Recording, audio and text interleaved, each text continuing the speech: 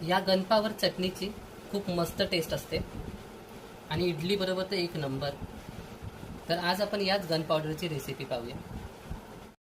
सर्वप्रथम एका पॅनमध्ये 10 ते 12 काश्मीरी मिरच्या आपल्याला भाजून घ्यायच्या. तुम्ही काश्मीरी मिरच्याऐवजी थोडा तिखट मिरच्या पण याच्यामध्ये यूज करू शकता. त्याच पॅनमध्ये मी 1 चमचा तूप घालून घेतोय. 2 चमचे चणा डाळ, 2 चमचे उडद डाळ. छान अशी आपल्याला ही परतून घ्यायची.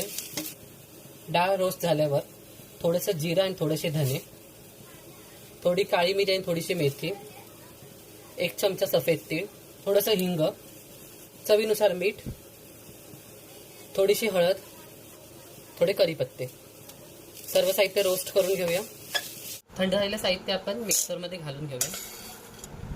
रोस्ट केलेल्या मिरच्या पण घालून घेऊया आणि आपली अशा प्रकारे गन पॉवर चटणी बनवून तयार आहे. ही चटणी तुम्ही 6 महिने स्टोअर देखील करू शकता.